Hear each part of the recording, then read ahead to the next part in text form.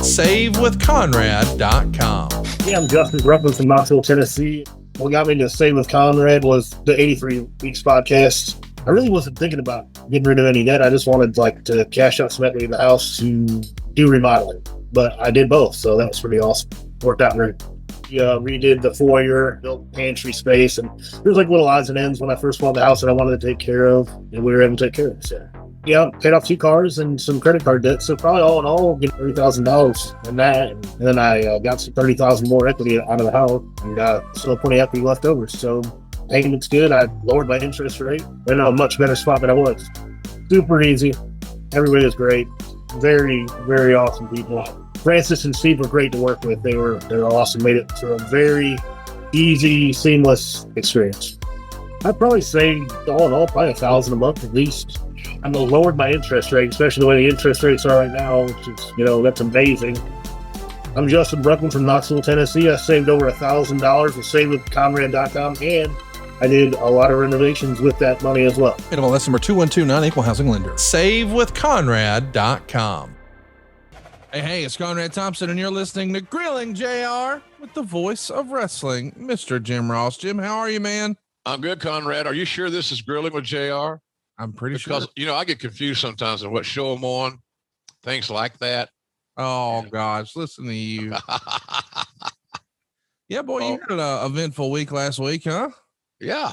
I got excited for about 20 minutes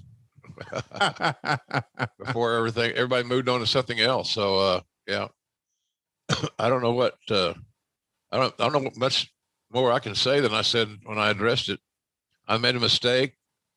It was inadvertent.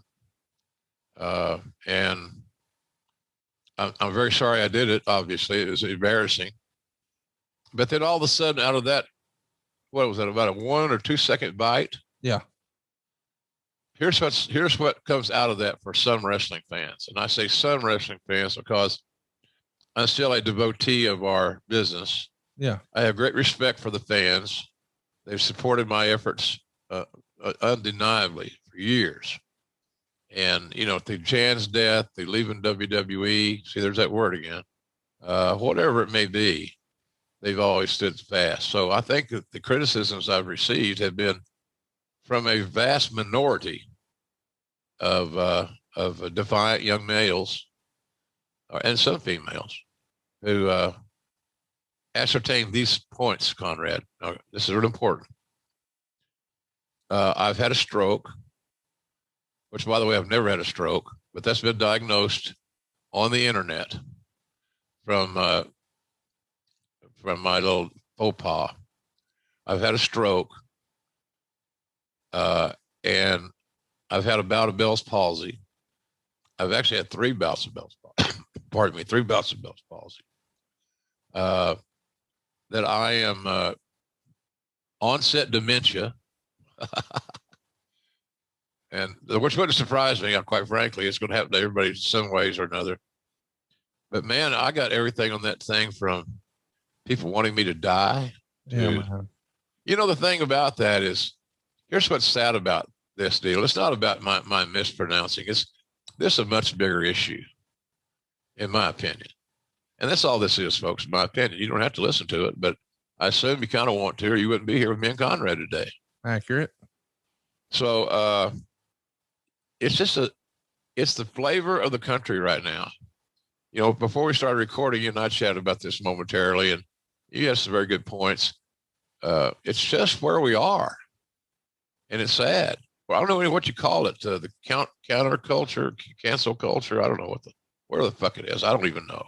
Gotcha is what I call it. I mean, yeah. If anybody deserves, a mulligan, is it not the guy who's done it for decades and decades and decades? So much so that we refer to him, and he now owns the trademark to the voice of wrestling, a Hall of Famer, our elder, and most importantly, someone that we all sort of consider a friendly voice. I hope so. Nobody ever runs into good old JR at the barbecue joint or the airport. Okay, maybe not the airport, but JR's like he's your next door neighbor. He's like everybody's uncle. And when he says one word incorrectly, oh, get rid of him. What? Yeah. Like go listen to the alternative, any other show. Go listen to any other show. And by the way, it would have been better if JR was on it. And that's not just my opinion. That's the opinion of a lot of wrestling fans. And I don't know. I just thought it was a little over the top, the cancel culture, the gotcha that came your way. Yeah, it was a little rugged. The thing about it is that people quote misinformation. Yeah. And without any thought, there's no conscience involved. So it's not the fact that I might get this right if I say JR's got onset dementia. But then what if you are wrong? How do you pull that back in? Well, it's out there. So you don't pull it back in. So it was an interesting week. And look, bottom line, guys, I've been doing this a long time. I still work every week to get better at my job. But I can tell you that this was all on me. And, we had a hell of a show. That Guevara MJF match was outstanding. One of the better matches I've called in years and years. But the whole show was strong. But the close of the show, Conrad, those two young kids, both in their mid-20s, knew, because I talked to them, they knew the responsibility of closing this show and how important it was for everybody surrounding them, everybody in the locker room, for our fans to go out there and deliver. Because I had the sense that leading into that last match, Conrad, and I think I'm right on this, and I may be very, very too biased, speaking of this deal, but I thought that we had a really strong show leading up to that main event. Yeah. That whoever's going to close, you better lace them up because people are expecting greatness. And I think that's what those two guys delivered. Yeah. So anyway, so we're going to go to Austin next week. I might get booed there too. Maybe there'll be some signs. I've had negative JR signs in Austin. They don't like to hear Boomer Sooner there. They hear it so much, and they hear so much, Conrad, in the second Saturday in October in the Old Cotton Bowl, because we play that when we score, and you know what that means.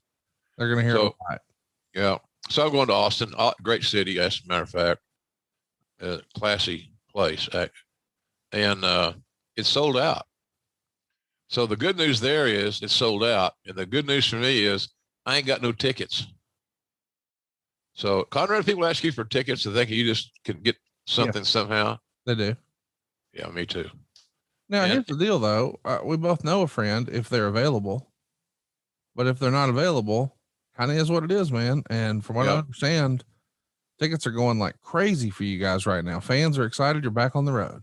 Yeah, it is. It's been great. And so thus far, not much of a sample size, but if we look at it on the ticket sales, then it's going to be very successful. Raphael Morphy books these buildings and routes them and all that stuff. Raphael, he stays here at my place here in West. I sort of say West Palm. See, they're only where I live. I've got early onset dementia, probably angina. I don't know, angina. You had some of that this past weekend, but that's another story for another day. We're excited that y'all are back on the road. Shout out to Raphael for setting up such good. He's the man. Feels like all of a sudden, man, everywhere you go, you guys are hot. And the pandemic is over. And thankfully, better days are here. But that is not the case for our show topic today. Oh, this is widely regarded as one of the worst wrestling pay-per-views of all time. But thank you, Conrad, for building me up and then kicking me right in the balls. It's not your fault. Boy, the news is all over when we're talking about Great American Bash 91. We sort of teased it up and teed it up last week. This is the first show without Ric Flair. Yeah. Ric Flair has been fired on July 1st by Bill Hurd. He's no longer in WCW. That'd be Jim Hurd. Oh, yeah. Sorry. But Bill Watts would have not fired him, so you'll know. You know what's funny is Bill Hurd was the biggest car dealer here in Alabama for years and years. And I just made Bill Watts and Jim Hurd have a baby, and now they're a Chevy dealer. Bill Hurd. Anyway, so the story, and we've beat this up. And by the way, there's a I'm pretty proud of it. A really nice interview with Jim Herd for the first time in decades over at adfreeshows.com. It's excellent. Thank you. Highly recommended, Conrad. Highly recommend. And I know the guy probably about as well as anybody from my time working for him that doesn't have some guys still hate the guy. And I find that unhealthy. Yeah, I agree. You're shitting me. You hate a guy that you haven't worked with in 30 decades. Years. 30 years. Yeah. And is that what you got stored in your head? You're carrying that shit around? Okay. Well, to each his own. I feel the exact same way. I had a great time visiting with him. We got to ask him some questions and sort of hear his side of the story. Can't recommend it enough over at adfreeshows.com, but well, we've got to talk about the chaos as we head into this.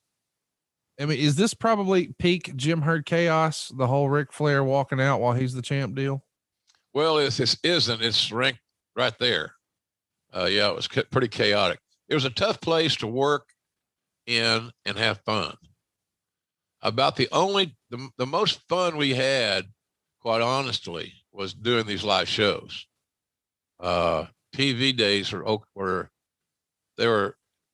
insufferable getting to that day. But once you got there and you got involved, it wasn't bad. Because all the stupid decisions were made before television. But yeah, it was chaotic. It was chaotic, and you could almost feel things unraveling with no solution based on the hand that was there in sight. We're fresh off of a Clash of the Champions that was headlined by Ric Flair and Bobby Eaton. We want to talk about Bobby here in a moment, but for now, let's talk about him in the context of 1991. It's the second lowest rated Clash ever at that point. The quote unquote smart fans knew that Bobby Eaton was one of the best in-ring performers around. He had just set the territory on fire 5 or 6 years prior to this with the Midnight Express. And now he's in here with his old pal, Ric Flair, of course, the best friend of Arn Anderson. These are Arn's two very best friends in wrestling at this point, but fans weren't tuned in for it. Was it just, we had sort of typecast Bobby to wrestling fans at home as he's a tag team wrestler, so he can't compete with Flair? Well, Bobby wasn't hot, Conrad. Right. I mean, simple as that. Nobody can ever intelligently debate the skills of Bobby Eaton. Right.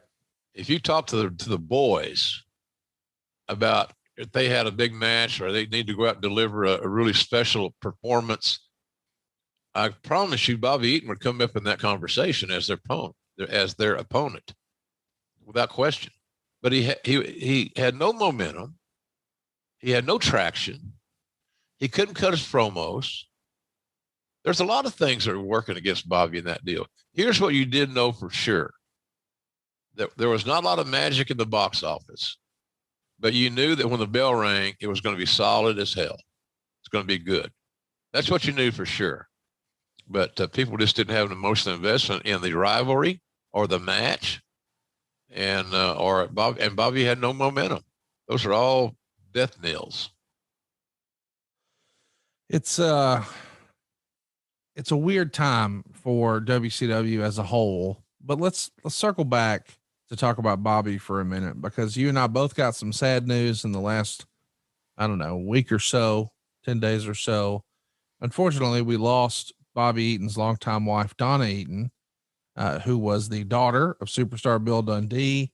And Bobby and Donna were sort of a rarity in the wrestling business, married for a long time.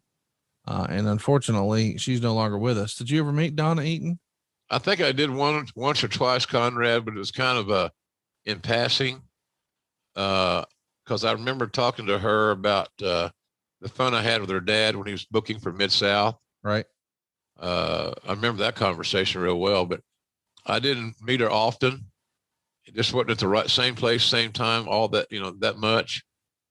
But in wrestling years, they were married like 450 years, because they're, like you said, wrestling relationships seemingly aren't built for the long haul. And when you hear of one that is, and there are some, that, you kind of admire that, quite frankly.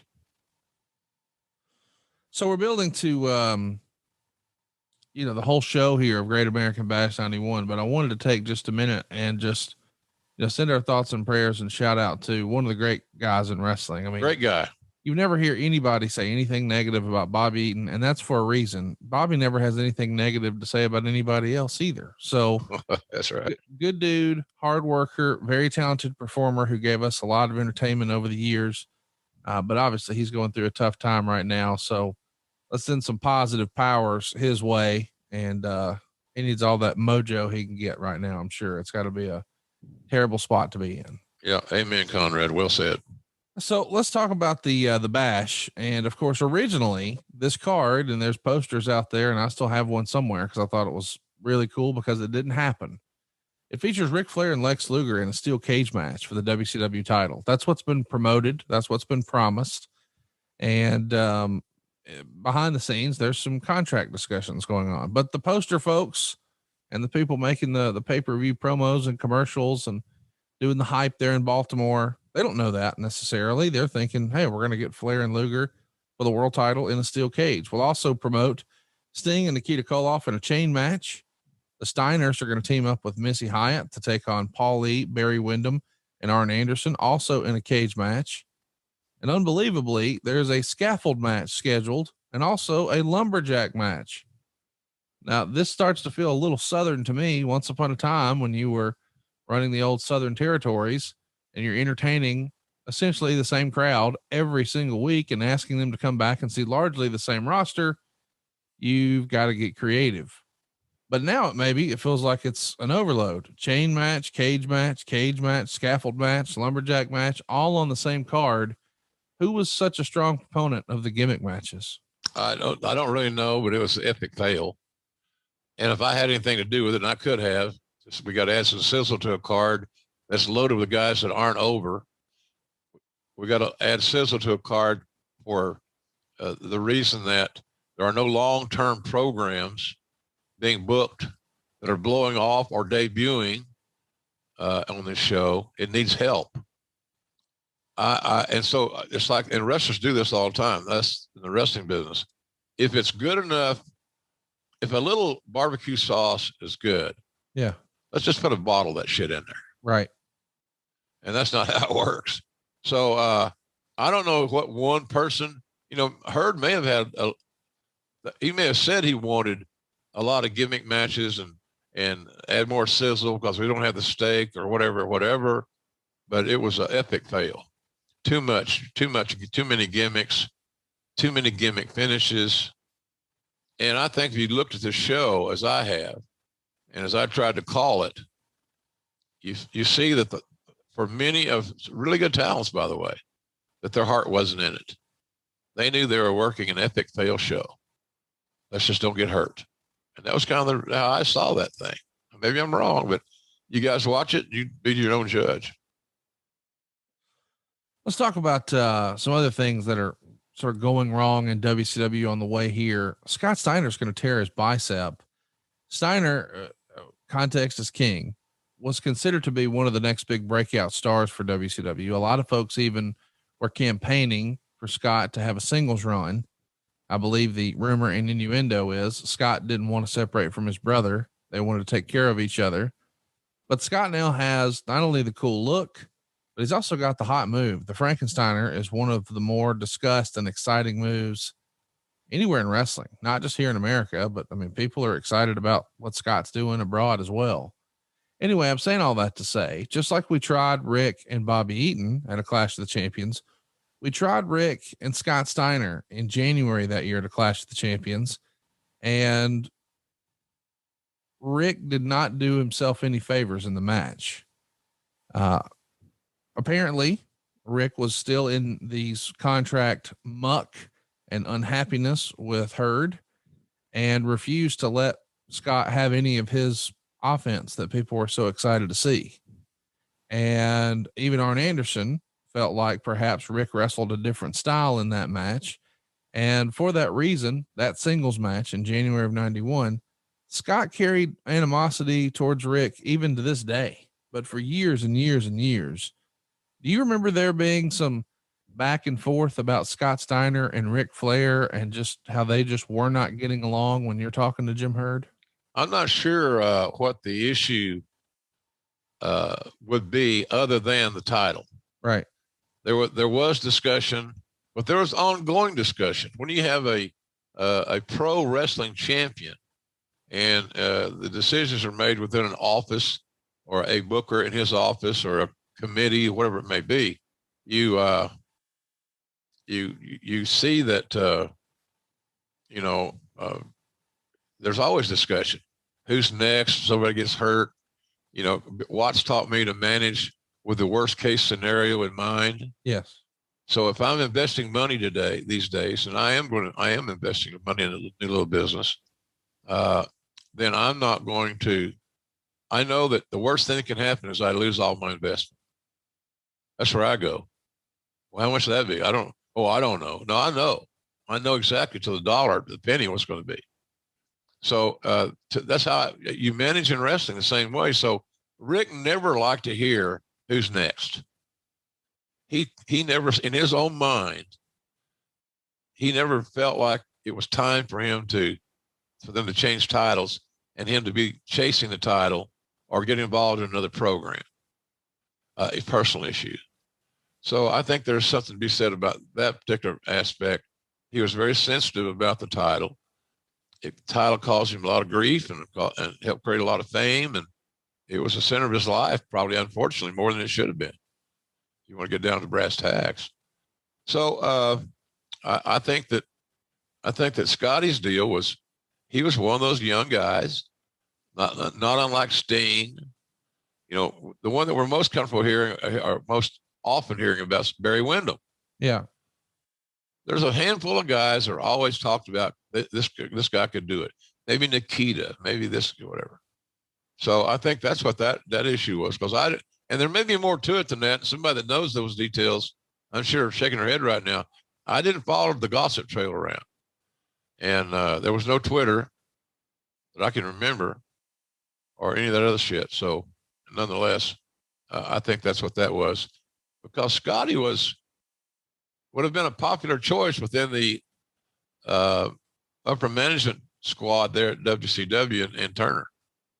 He's what they perceive the champion should be and look like. Heard loved the Steiner brothers. He helped make the Steiners bigger stars than they ever were before. Yeah. Well, I just think, of course, they're awesome. I caught some of the Steiners Midnight Express stuff you can look up. Yep. Phenomenal. And of course, one of my all-time favorite matches, and others have said the same thing, it was the Steiners and Doc and Gordy. Oh, yeah. God almighty. What a dream booking. I ought to call that match for free. I didn't tell anybody that at the time, but I would have. Well, let's talk about where we are with sort of the backstage discussion of Ric Flair. You're a part of the booking committee, and Rick had at some point been a part of that committee, and then he wrote a letter of resignation saying that he didn't think it was workable. A lot of other people who were there said Flair wasn't interested in being a booker. His ears perked up about his own stuff, but the rest of the time he was on his cell phone or making calls or looking at his watch, counting the minutes till he could get out of there. Do you think Rick just wanted to have a hand in his creative, or did he really enjoy the idea of being a part of a booking committee? It just became unworkable because of Herd. I think he was primarily interested in the title picture. Yeah. And that occupied most of his professional thoughts. I'm sure if he had wanted to and was motivated as such, he could have done fine as a booker. But a lot of top guys they invest the most creatively into their own character. And that's because all those years and years where people were not under contract as regarding a salary. So you're always on edge to draw money. And that's why the top guys always had the smart ones, even today. Chris Jericho has a hand in everything he does. Right. And thank God for it. I'll tell you another guy we have, Darby Allin, has a great mind. And I said, well, the coffin, don't talk about the fucking spots, everybody. Chill. Just chill for a minute. I'm very privileged to have the opportunities to have private conversations with Darby. And we have a very good relationship. And he runs ideas about me all the time. Some of them I agree with, and some of them I don't. But the good thing, he knows he's going to get an honest opinion from me. That's right. But he's a good kid, and he's learning early. The more you can have, the more input you can have in your creative, you increase your odds for success. So therefore, going back again, Flair is the champion. He may have, we had those 3 matches in '89 with Steamboat. Well, he liked working with Ricky, and Ricky liked working with Nate. And they were artisans. They were Rembrandts on a different canvas, and amazing. So if you're the head honcho, you say, well, we can get 3 out of this. We get 2 out of this. We could work, we get 6 months or whatever the case may be. So that was, those guys all had a hand in their creative, and a lot of it was for self-survival. And you think that's where Flair was? Flair was really just looking out for his creative, and everything else was just sort of. Yeah. And I don't think there's anything wrong with that. That's not a degradation in age. I agree. It's just a matter that he took heart in what he did for a living, knowing that the more money, the more tickets was sold, the more money was drawn at the gate, the more money he took home in his envelope. So if more guys had that attitude today, all the business in total would be better off. You think sometimes getting salary heavy and you're paying guys ridiculous salaries with very little incentives built in is not the way to run a wrestling company. There's got to be some motivators. There's got to be something that where there's a goal there, Conrad. It's like being a salesman. Yeah. Right? I mean, you know how to, I guarantee there's not too many people could probably multiply something times 15% or 10% faster, better than you. But that's what makes you go around. That's what makes you Conrad. Right. And that's what made Rick. And so he was just, because all the guys in that committee were, I'd like to think, were pretty good friends of his. Yeah. To some degree anyway. There was no strangers on it. That's for damn sure. So I think he had the right intentions, but all he should have been worrying about was a title. Did you ever think it was going to get to a spot where he would quit? No. Yeah. I'd heard it a million times, for God's sakes. Yeah. He quit all the time, right? All the time. Yeah. And he was so beloved by the boys because he was a stud. He was the 4-year letterman. He had the most patches on his letter jacket, man. He's the coolest guy in school. So, and he talked like that all the time. Like you said, he had quit theoretically. Yeah. I've heard other guys say, he would tell us all the time, I quit, I'm out of here, I'm going to call Vince, you won't see me again. And then they would sort of play along, but in their head, they're thinking, all right, see you tomorrow in Richmond. Yeah. There he'd be. Yeah. You know, he might have a deal where he was going to set out for a couple of days or get the weekend off type deal.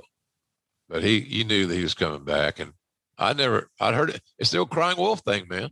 Right. I heard it so many times. I just thought, well, I've heard this before. He's still here. So I didn't think he'd quit. And I didn't think they'd come to an impasse. Here's the big issue is really this to me.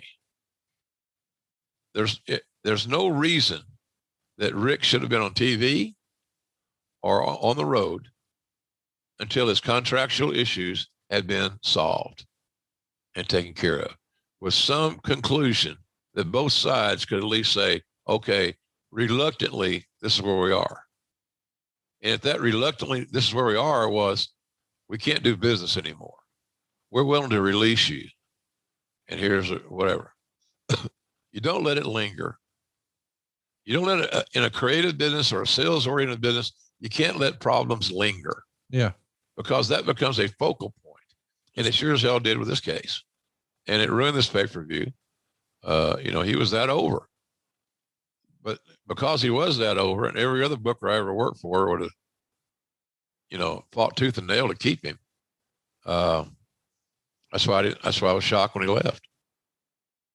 Finding the perfect car is a lot like dating, where you swipe through a bunch of different options. Some of them look better than they actually are. And you just hope you don't settle for quote unquote good enough when you know you really deserve something great. But with CarGurus, you take the guesswork out of car buying. Real price analysis, vehicle history, price drop alerts, and the best deals means no bad dates, just good cars. CarGurus will connect you with trusted dealerships when you're ready, ensuring a transparent and hassle-free buying process.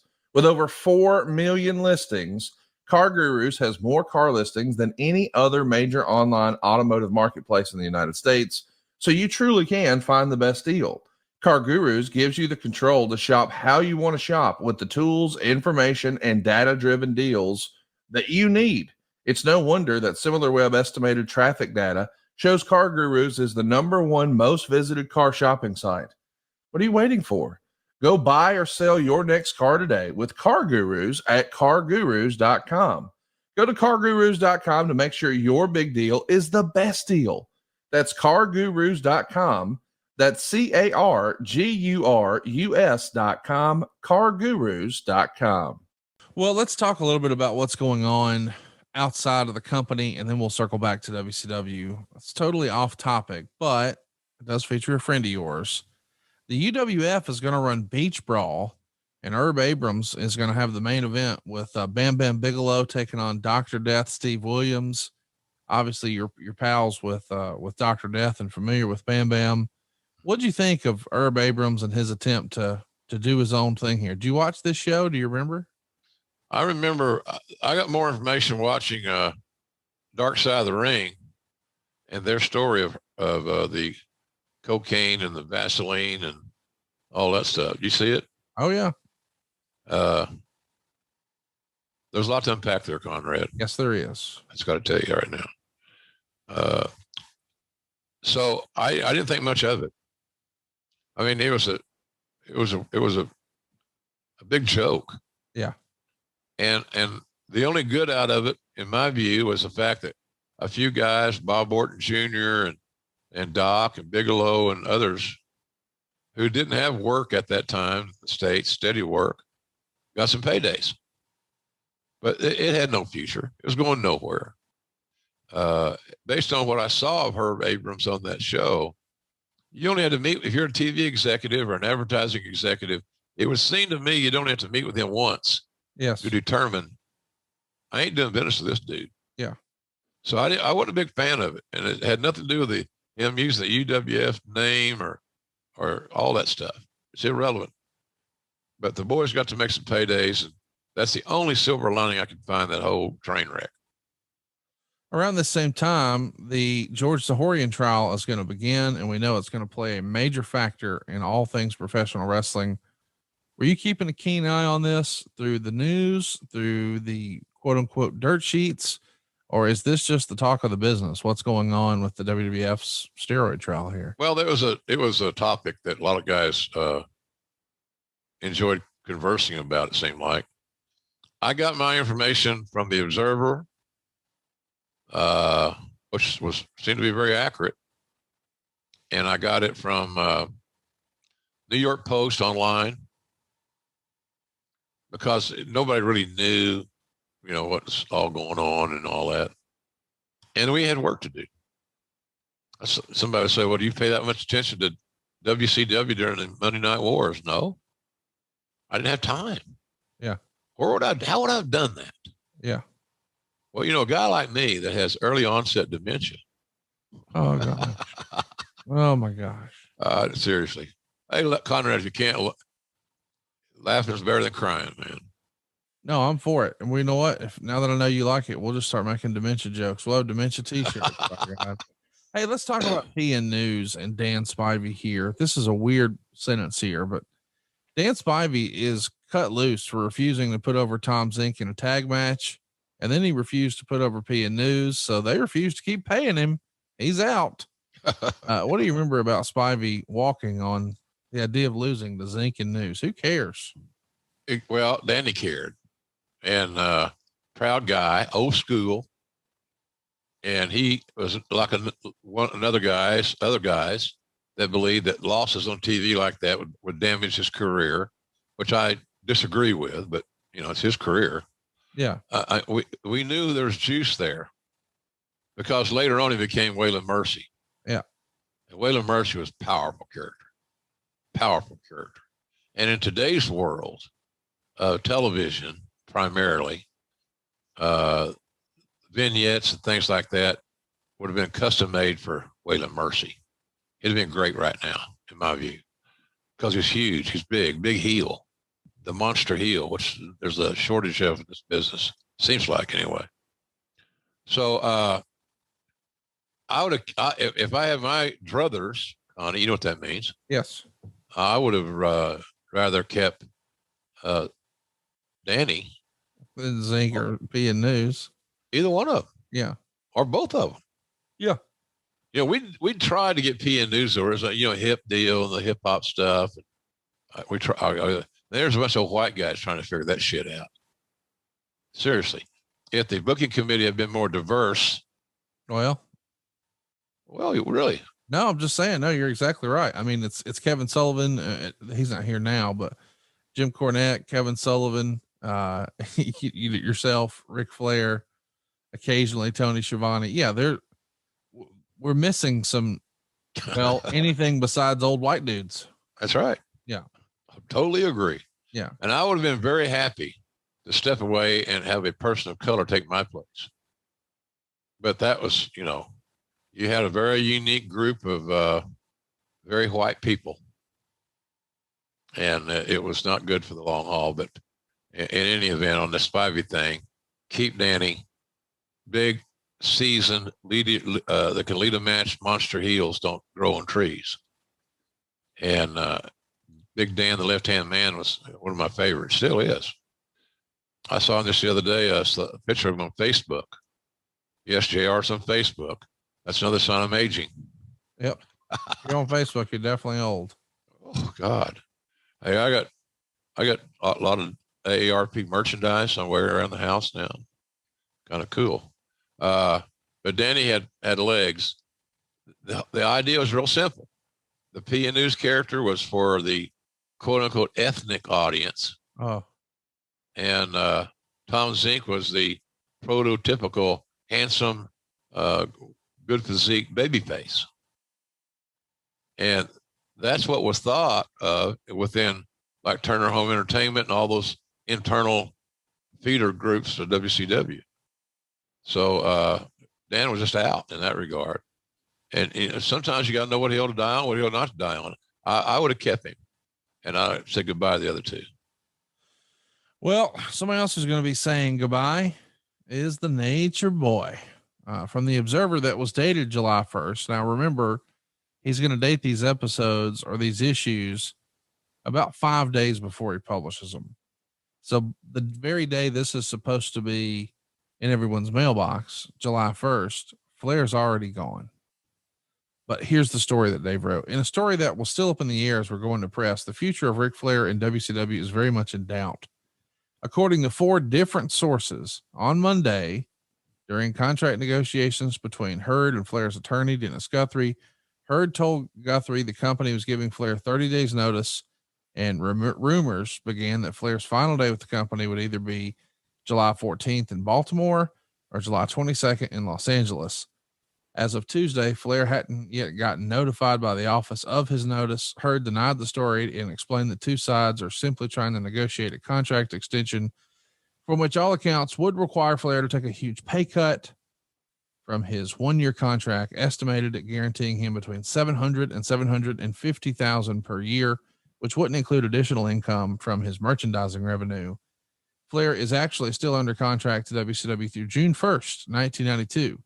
And according to Hurd, Flair has an escape clause in his contract that would allow him to quit, provided he gave 30 days written notice.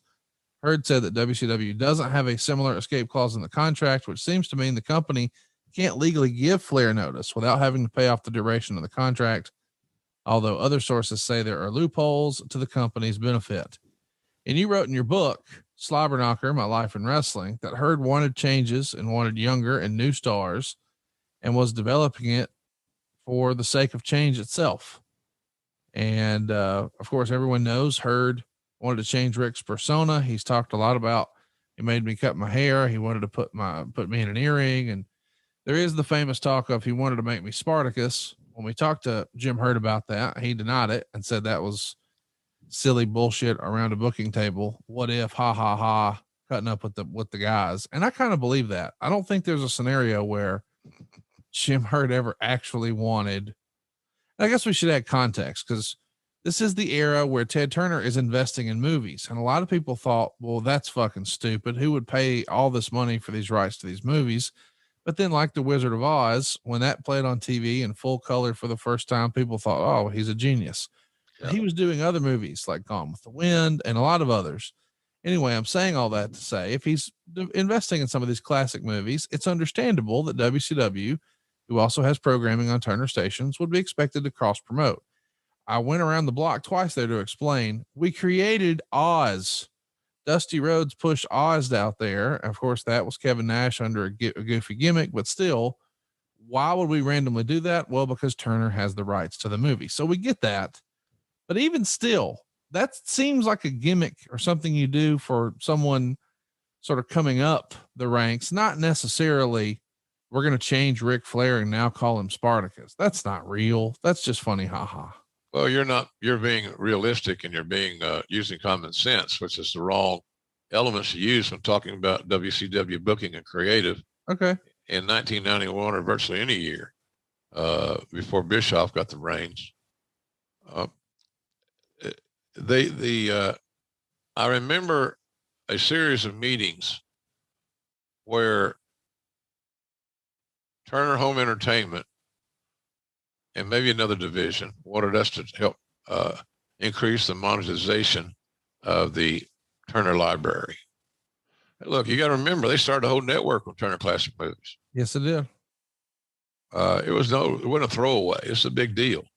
And they thought that one way to help that would be to create some wrestling characters that identified with some of the movies in their big library. And they had the best movies ever made till that point. So I think that's what that was. And Herd, of course, going overboard, wanted to make sure this thing was, hitting on all cylinders, was willing to, create one character and see if it gets over. We don't need this, and this, And all some of our themes of our pay-per-views were kind of Fantasy Island type bullshit. Not the show fantasy, but just crazy stuff. So I think that was an edict. See if you can figure out a way to, of course, he's not going to fall on his sword. So we don't have any ideas. Can't say that. Right. So I think that's what that was, is just to try to integrate all the Turner properties. And you think about it like that, it's not a bad concept, but you still got to have the right character. Or like you said, it becomes funny, ha-ha, and nobody gives two shits. I'm going to stir up a hornet's nest here, but I do feel like we should just call a spade a spade. When Bret Hart refused to drop the title to Shawn Michaels at Survivor Series, a lot of people took issue with what Bret was doing and saying, oh, he's not doing business. And Bret was the babyface in that scenario. But a lot of people villainized him. But people said the same thing of Shawn Michaels. And Meltzer, for years, would say, Shawn never drops a belt. He'll lose his smile. He'll have to forfeit. He might never be able to wrestle again. Whatever it takes to not drop a belt in the ring. That was sort of the gist of a lot of the tone of the Observer at the time. And then, of course, there's the whole Jeff Jarrett situation where he's got the Intercontinental title and he's still got one date left on his contract. And Jeff Jarrett was the heel in that circumstance. But it feels like with this whole Ric Flair, Jim Herd thing, Flair is unanimously viewed as the babyface and Herd is the heel. And I think a lot of it comes down to, as you like to say here on the show, the cash and creative. In hindsight, did we get it wrong? Were we too hard on Herd? Or was Flair doing what was best for business? Was Flair being selfish? With the benefit of hindsight, do you view this any differently? Not much. I think that both parties dropped the ball and not getting it solved. Yeah. Getting it solved before it festered, as they say in Oklahoma and Alabama. Roll Tide. It was like an open wound and it kept getting more infected. It never was going to heal at the rate and the route that this thing was taking. So they both got some some explaining to do, so to speak. But Herd's problem was he was spouting off things in wrestling vernacular that if you knew anything about the business, you'd been around longer than a week or two, you knew that he didn't know what he's talking about. Give me an example. Not a specific one. Just make one up in the. Well, I'll give you the Hunchbacks are a great example. Okay. They can never lose. Well, first of all, any gimmick that you have on somebody that makes them unbeatable is not a good gimmick. It's just not. Ask Goldberg. It's just not. Yeah. So I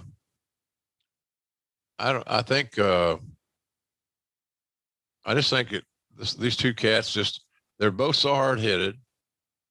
They both believed in what they said and hurt himself by saying things like I was going to say that a veteran would talk about instead of coming up with ideas that were laughable.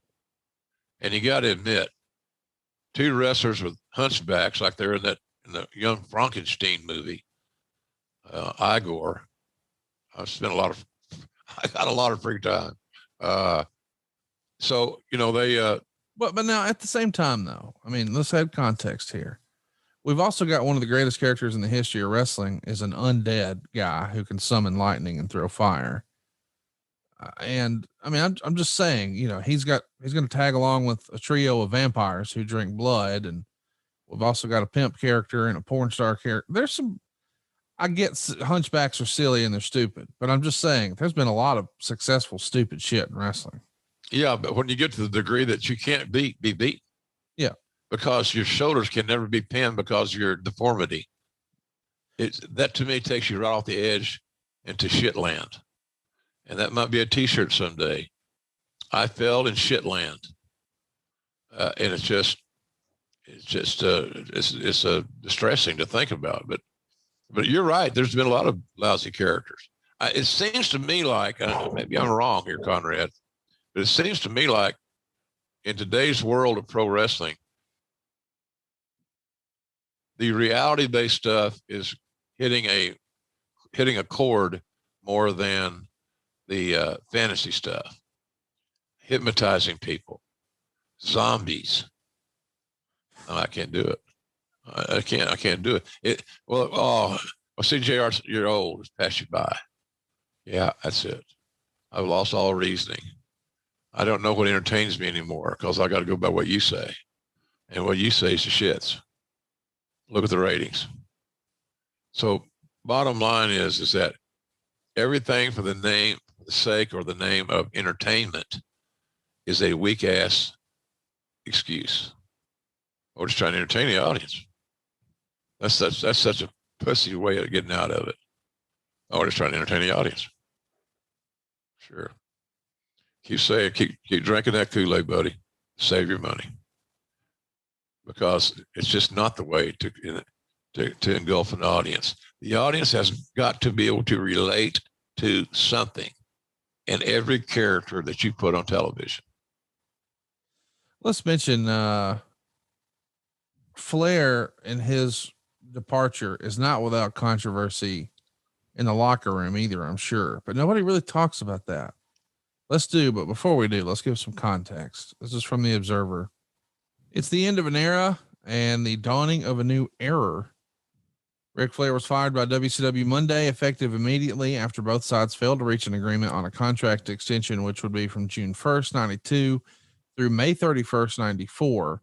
The official word was faxed Monday afternoon by Jim Herd to Flair's attorney, Dennis Guthrie in Charlotte, that Flair's contract is being terminated effective August 1st, 1991. Flair was scheduled to drop the belt to Barry Windham on July 1st in Macon in a revised plan decided upon within the last week that had been the subject of many behind the scenes problems. WCW officials weren't expecting Flair to show up on Macon. He was originally scheduled to be on vacation until Wednesday. The revised plan was for Windham to defend the title against Lex Luger in Baltimore, with Barry's title victory airing on TBS either this coming Sunday night or the day before the Baltimore show. It was announced in Macon that Flair had been stripped of the title due to contractual problems and that the two top contenders Windham, and Luger would wrestle for the held up title on July 14th at the pay-per-view show. This marks the first time in the 43-year history of the NWA/WCW that the world title didn't change hands in the ring. This has got to be, it's the biggest story in wrestling. What's it like inside the office when you're hearing, wait a minute, we're stripping him? Are you thinking that you can have a conversation, or did you know Rick had his heels dug in a big way? I always believe until somebody throws their hands up, walks away from me, that there's a way to solve an issue. Yeah. It's called communication, being reasonable, being fair on both sides. Here's the deal, in a real simply, here's how I would have looked at it as a head of talent. I got to know how much of my budget I have to cut. Total dollar number. You didn't say you got to cut blank out of Ric Flair's contract. Right. You're looking to save bottom line costs. And the magic number from the bean counters there in Turner is blank. Well, I can figure out a way to get you your number and never touch Flair's money. Yeah. It's called management, strategy. So I'm gonna forsake this veteran, that's basically the face of our brand, and has got more name identity than anybody else on our roster over mathematics now. It became more than mathematics, Conrad. It became personal with those guys. Yeah, it did. Hurd dug his heels in, and he was making a statement. I'll show these son of bitches who's in charge. And then there was Flair, who said, I'm Ric Flair. I ain't got to put up this shit. Yeah. So I'm just disappointed that the communication didn't happen, and it could have been done very easily. We had nobody in that role. We had nobody in the quote unquote talent relations world at that time in Turner other than Mr. Hurd. He hired and fired. He negotiated. So it was not a good scenario whatsoever. We talked about this before. I said this about the committee, and I believe it to be true. It's a system built for failure, because active performers having the influence over the entire roster and over the entire show is unhealthy. A top guy having influence on his match or being willing to sit down with the younger guy and help him along is a different ballgame. Totally different ballgame. But having a committee of talents who are still actively involved in the game, affecting every match on the card, I find not to be healthy. That's just my opinion. All right, folks, want to put you up on game, as the kids are saying these days. You know, I have kissed a few frogs when I'm trying to grow my businesses. Once upon a time, I decided to double down on all my advertising. And man, I blew out my budget on radio and TV, and it worked. But then eventually I realized, hey, you know what? I'm not even listening to the radio as much as I used to. I need to get some digital advertising going. I didn't know who to call, so I called my same radio and TV reps. And sure, they placed an order. Yes, they took my money. Did they get me results? You see, calling the TV and radio reps to help me buy digital advertising is a bit like if your kid broke their arm and you just ran them on down to the Jiffy Lube. Hey, yeah, that guy can fix your car, but he can't fix your kid's arm. You need a specialist. You need Eric Nichols and the guys at Envision Marketing Consultants. My leads went up. My understanding of what I was buying went up. My overall understanding of the space went up. And I learned about more options that would have been great tactics that I would have never known about had I not talked to Eric. First of all, let me tell you, this costs absolutely nothing. If you're a small business owner, you need to go right now to conradsguy.com. Let Eric's team take a look at what your company's doing in digital marketing. And listen, they got decades of experience. And more importantly, I trust that they're staying on top of the technology and optimizing my campaigns. They know these algorithms are changing every day. It's not like what worked 5 years ago works today. But if your business uses SEO or pay-per-click or targeted display or streaming Hulu or maybe YouTube or even Amazon ads, You owe it to yourself to go right now to conradsguy.com. Let my buddy Eric take a look. I'm talking to you if you're B2B, if you're retail, your food and beverage, your manufacturing, even nonprofits, and certainly even mortgages. Let Eric take a look at your digital marketing and see if Envision can help you improve those results. You're going to save money and you're going to get better results. How do you lose? Go check it out right now. It's conradsguy.com. I'm telling you, it's worth the time it will take. You're going to love Eric Nichols at Envision Marketing. Let's get on track. Let's make this the best year you've ever had in business with conradsguy.com. That's conradsguy.com. So there's lots of debate at the time about what exactly is being asked of Rick. I think the original idea was we're going to have you drop the belt to Luger in Baltimore. And we've talked about Luger a lot recently here on the show. We're probably 3 years too late on that. Maybe that should have happened in 88, but either way, he didn't want to do that. And he doesn't want to do that because he wants to be taken care of. Meaning WCW, depending on who you believe, had asked him to take a pay cut to $350,000 a year, meaning cancel your contract and do it now.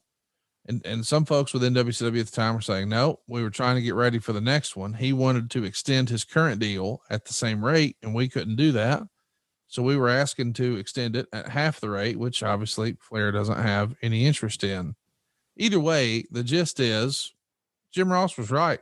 It's always about cash and creative, right? I think so. Pretty much straightforward, simple thinking. But it was just, if you try to get in and you know, people are very protective like they are now in the wrestling business. I know there's a lot of guys from various companies that listen to the show, and we appreciate all you guys, all you ladies, and I wish you only nothing but the best. But every company's got to have somebody that is the talent liaison guy. Yeah. And, you know, Tony Khan does it. Christopher Daniels does a lot of talent relations work in that regard and does a very nice job. He's a veteran. He's been around. The boys know who he is, et cetera, et cetera. And of course, Tony's waist deep involved in almost everything. But he loves that. And we're lucky we have him to do that because he's got those young mid 30-year-old ideas.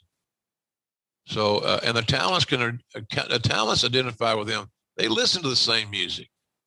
They do the same. They have the same interests by and large, because of their age, the demographics they both reside in. But in WCW, we have Mr. Hurt, and the guy that needed to have the most product knowledge of anybody on the roster, I believe, has got to be one, the booker, and two, who's taking care of the talent, who's the talent relations person. Because you get faced with a zillion issues and questions and concerns. And talent can tell if you're bullshitting them from the first you open your mouth. You got those two roles have got to be solid as a rock. And we didn't have that solid as a rock feel in WCW, as we've gone over ad nauseum. How much of this was just the locker room? Meaning, I believe at the time, Luger's on a $600,000 a year deal. I think Sting's somewhere in that same neighborhood. And now we're going to who most people regarded as being the real franchise for the NWA and WCW for a long time, Ric Flair, and saying, hey, we need you to take a pay cut by half. And oh, by the way, that means you'll be making roughly half of what Sting and Lex Luger, two guys that you think you made, well, they're going to be making more than you now. I mean, that's probably the gist of Flair's frustration more than anything else. It's one thing to go to him and say, hey, business is down, we need a pay cut. It's another to say, well, you're going to be the third highest paid guy on the roster. And these two guys who are above you, you probably made them, but whatever, we got what we needed out of you. So here's less. Ridiculous. Yeah. It's just bad management. Somebody listening will say, you know, I love old JR and Conrad. They're straight up, but I think they're really wrong on this one because nobody could be that fucking stupid. Yeah. Oh, yes, they could. Again, go to the bottom of your card and find people that aren't in a position right now to contribute to even earn that salary. those are the ones that you, as professionally as you can, say goodbye to. And they start doing your math. I'm going to take it from those guys before I'm going to take it from my main event guys. Yes. And anybody else that would anybody disagreeing with that, you've never managed people. You want to take care of your producers, right, your stars, wherever it may be. So it was the wrong logic, quite frankly. And you start out with a scenario and a philosophy that if it happens, is just going to spread shit all over the company. And that's what we did. It was embarrassing. You wrote in your book, there was a very distinct, stark difference in philosophy and opinion between the two men. Their lack of communication with each other allowed the problem to manifest itself into an unsolvable issue where eventually there was no solution left on the table. Did you know right away? I mean, 'cause obviously he has other opportunities based on his celebrity, but realistically you had to know, well, if he's leaving here, he's going to work for Vince. It ain't like he's calling up Herb Abrams or going to Japan. Right. Right.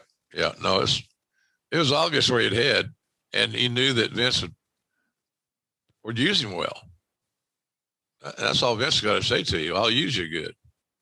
And guys that understand the business know that means you're going to be working in the main events or somewhere in the top third of the card where you get a chance to make more money. Yeah. Your income's going to be there.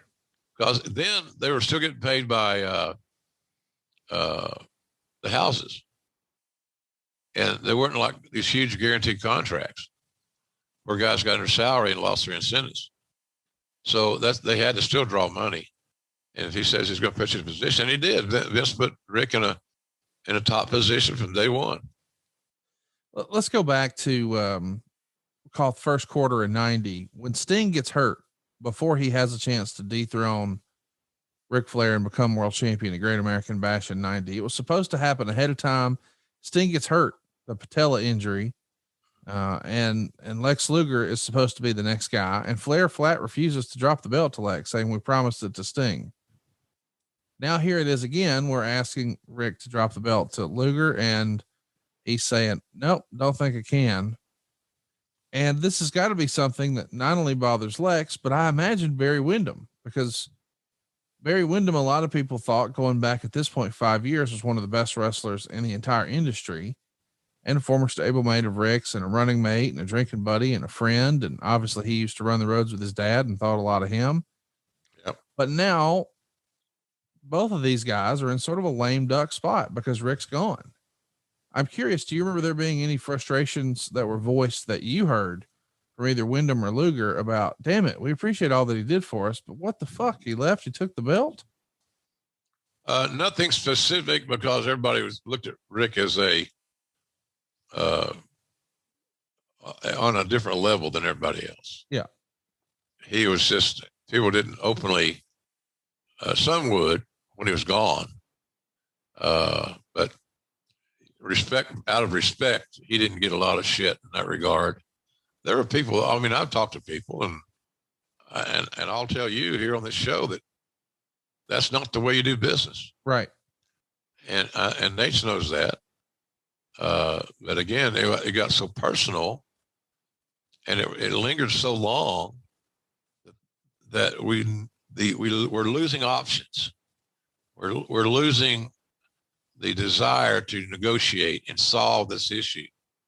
I don't know at that point in time, or at a certain point, around this time, I think Rick had given up. I'm leaving. I'm tired of this shit. I'm going to go to WWE and WWF, whatever, and work for Vince. But a lot of people didn't understand. Just drop the belt. What's it going to hurt? It's not going to hurt your next job. It's not going to hurt your next booking. It's personal now. It's not about business. It wasn't the right thing to do for business, Conrad. It wasn't. It just raped and pillaged the damn title, in my view. And here's what's frustrating. And I'm not blaming Rick, because Rick could have done it or not have done it. I'm just saying that this whole scenario over this title became, every day when I went to the office, something different. You know, Kurt, Well, I had an hour conversation with Flair's lawyer today. That Dennis Guthrie guy. You know him? Oh, I don't know. I knew who he was. Know him. And it got to be like this one-upsmanship. Yeah. He hit me with this zinger, and I hit him this mine back. You know, we're going to get this done. And we'll get it done our way. So it's the ego shit. Everybody's focused on winning. No matter the price. Yes. No matter the price, buddy. So let's talk about, just take a time out very briefly and take a sidebar before we jump into the show. How much of this is on Dusty Rhodes? I'm not pointing the finger. I'm just saying Dusty comes back. He finishes up with Vince in January 91, immediately comes back. And for lack of a better phrase, at times he and Rick had a love-hate relationship. Back in the Crockett era, we read about it in both of their books, and we've heard the Crockett's talk about it, that, you know, Dusty had Jimmy's ear, and then Rick would go have dinner with the family, and Jim would try to placate everybody, but it was a process. And now that Dusty's back and he feels like he's in the office and he already doesn't feel like Hurd is an ally, how much of that do you think plays on him? Some, no doubt. Make it there. Yeah. No doubt some, Conrad, but it's not the excuse. It's not the reason that, well, Dusty's lingering, you know, mind games adversely affected Rick and blah, blah, blah. You know, people can have their opinion on that if they want. My opinion is it's a cop out. It's an excuse. When you're down to where it's your lawyer and the head of the company, that's where you are. That's it. So what happened before don't mean shit. Doesn't mean anything. We want to fix this problem. And here's how I propose that we do it. And my solution would have been, I want to leave your contract alone. Yeah. I don't want to affect anything. So as far as you can leave this meeting with me today with no loss of income. Yep. And, you know, no change in the basic structure of your deal. So, but that's not, it never came close to that. I don't think.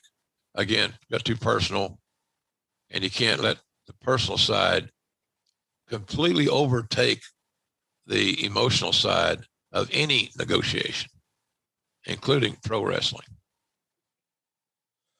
There's a show at the Meadowlands not long after the news gets out, and it's a pretty good house for WCW at the time. 5,800 fans. The gate is just over $87,000. And the fans here start chanting, "We want Flair." In all your years in the wrestling business, is this your biggest like PR nightmare you've had to deal with? Your world champion leaving? Yeah, pretty much. Yeah. There's probably other things we could mention if we go back and look hard enough, but yeah, pretty much. Cause it was thunderous. It wasn't a faint, you know, grade school kids with their high pitched voices. This was full throated adults. And they wanted everybody to hear what they had to say. And it would have been impossible not to hear it. Eventually, before we get to the pay-per-view, we should mention, and we talked about this with Mr. Hurd, there's a latch-stitch effort to sort of get the match in the ring. I believe the Turner legal department told Mr. Hurd, hey, you know, you can't legally fire him. You can't legally do that. So he comes back, tries to schedule a private meeting, offer him $750,000 for a 1-year deal. Flair turns it down. He's made his decision. He's taking his talents to New York City. So we're here. It's the We Want Flair Great American Bash. It's poorly received by the readers of the Wrestling Observer. It got 2 thumbs in the middle, 0 thumbs up, 239 thumbs down. One of the worst reviewed shows in pay-per-view history. 7,000 fans are here to see it, 5,500 of which paid a $99,000 gate. There's 145,000 homes that purchased the pay-per-view. By the way, as a comparison year over year, the Bash the prior year, where Sting won the world title, drew 9,000 fans and $150,000 gate, and it had 200,000 buys. So business is down quite a bit, but that a lot of that has to do with Ric Flair, no doubt. No doubt. Well, he was the star of the show. Everything was built around him. Everything big that happened in the NWA or WCW for the last several years involved Nate. I want to mention too that this has arguably one of the worst matches ever to kick off a pay-per-view. It's Bobby Eaton, who we all know and have well established here, one of the best in-ring performers of all time. Terry Taylor, criminally underrated in the ring. Maybe you didn't love his character or the stuff you read in the newsletter, but when the bell rang, the guy knew how to perform. Yeah. And of course, one of the biggest wrestlers of all time, arguably the biggest star ever, Steve Austin, are all in a match. And you think, well, how in the world is that bad? Well, for starters, we add P and news to it.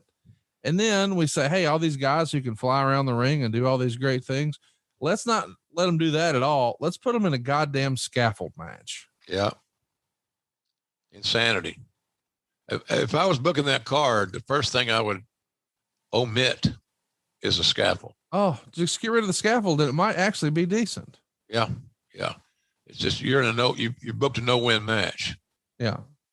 I mean, you can't let's just live off the Midnight Express and Cornette falling from the scaffold and blowing his knees out and things like that. Let's just let it go. That's what you get out of it. You can't have a match. Yeah. And I can't remember how many. At one time I knew this, but I think 3 of the 4 were afraid of heights. But nobody asked. Yeah, it is hysterical to go watch. Here's the write-up. Unannounced in pre-match hype, they had changed the scaffold match rules to allow winning by knocking the foe off the scaffold or by capturing the opponent's flag that was on either side of the scaffold. This was among the worst matches in the history of pay-per-view television. The highlight of the match was Austin and Lady Blossom walking to the ring with a decked out Taylor without Mrs. York behind him. Nothing like he all dressed up for his prom and his date stood him up. Nothing happened at all. You have to give the guys guts for going up there. But what does it say for the booker when he takes 2 of the 4 best workers in the company and puts them in a match that guarantees not to make use of their talent and make no sense to boot? Desperation booking and not booking with your instincts, but booking on what you're told to do by the front office. We got to have gimmick matches. So you go down the list of all the different gimmick matches. They had the scaffold match on first. They could tear down the goddamn stupid looking staging. Yeah. So just had no reason. There's no good reason that match has even existed or was on the show, period. No debate. -3.5 stars. Bobby captured the flag to win. The announcers didn't even know it was the finish, nor did any of the fans. Lady Blossom handed Austin a hairspray container and he sprayed both faces. Then they all climbed down and had a short brawl in the ring. Yeah, man. Bobby Eaton, man, he's so great in the ring. Let's put him where he can't do anything. Yeah. Meltzer would say, while they're taking down the scaffold, Jim Ross and Tony Schiavone opened the show and they mentioned the offer made earlier in the week to Flair, which was also announced to the live crowd before the show went on the air in order to quell what the company knew going in was going to be a ton of "We Want Flair" chants. But the announcement actually brought the loudest chant of the night. But as the company hoped, it was off television. Man, this has got to be weird where the fans, they're mad at the company. They're not mad at Rick. They're not pissy with him, but yet they're still here paying their money, showing up. It's a tough spot for everybody. Yeah, uncomfortable as hell. I'm sure Tony's got his thoughts on it too. It wasn't a fun show to do, not because of him and me. I didn't think. I mean, we always always had pretty good chemistry. I think. Yeah, still do. And Tony has to endure my bizarreness at times. My sense of humor sometimes isn't for everybody. I get that. I'll watch that going forward. I'm not going to stop having a good time and trying to entertain the audience. Don't you watch shit? We want to hear your sense of humor. So anyway, it wasn't fun to do, man. You can see, we both knew, Tony and I both knew Elise Talents very well. We worked with them almost every day. And you can tell when your team is ready to play and when they're not. This team was not ready to play.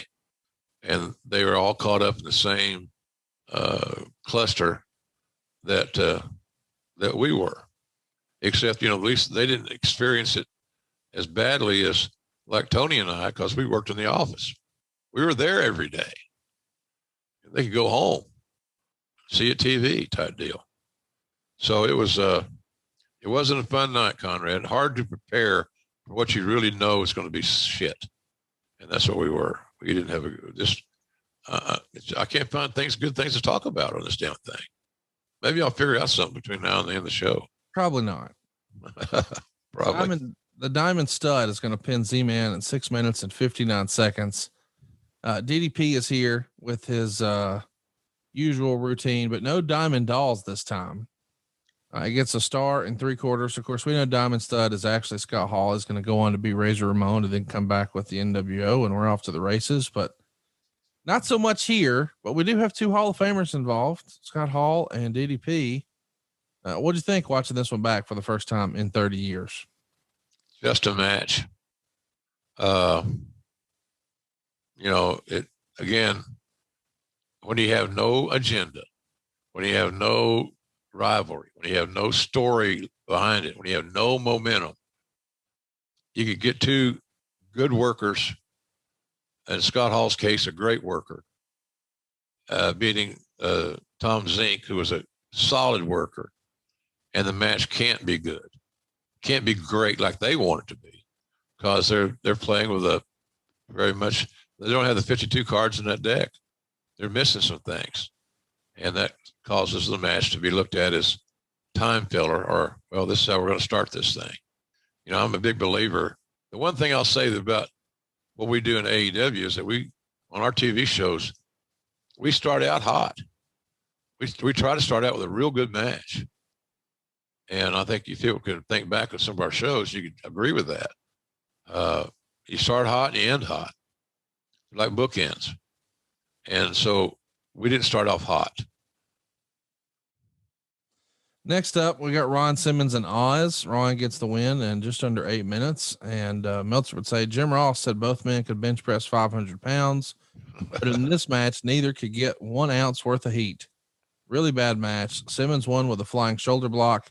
That's the end of Oz, although now there is word that Kevin Nash will be kept around and giving a new role. It's a dud rating here. So Oz is dead, thankfully. We know that they've tried him as a Master Blaster. Now they've tried him as Oz. He's coming back as Vinny Vegas, and then eventually he's going to hit pay dirt with Vince McMahon and become Diesel, and he's off to the races. But let's just take a minute here. Look at the talent so far. Ron Simmons, Hall of Famer. Kevin Nash, Hall of Famer. Diamond Dallas Page, Hall of Famer. Scott Hall, Hall of Famer. Z-Man, not too bad. Bobby Eaton, Hall of Famer. Terry Taylor, going to be a Hall of Famer. Steve Austin, biggest star in the business. And P and News. I know we're not off to a great start on match quality, but it ain't for a fucking loaded roster, dude. My goodness. No, we weren't selling goods out of an empty wagon, Conrad. It's just, It comes back to the storytelling. And give me something. Don't just take everything. Everything was cold. Yes. Nothing had a buzz about it coming into it. Nobody. So the buzz was supposedly going to come from the gimmicks, the scaffolds, the this, the that's, and all those things. But it didn't save it at all. I mean, it wasn't the talent. It was how the talent had been presented leading into that show. And there was so much start and stop booking, change of philosophy, push this guy. We're not going to push him now, blah, blah, blah. So it was just so much uncertainty that nobody had confidence in what we were doing. And I think it showed in their work. A forgotten match here that if you're an old time fan, you would have really probably enjoyed this, but maybe it was a little too late. Richard Morton is going to pin Robert Gibson in 17 minutes and 1 second. They start brawling on the ramp before the match starts, and Morton then stalls for several minutes. At the 4-minute mark, Morton went after Gibson's bad knee and basically worked on it the rest of the way.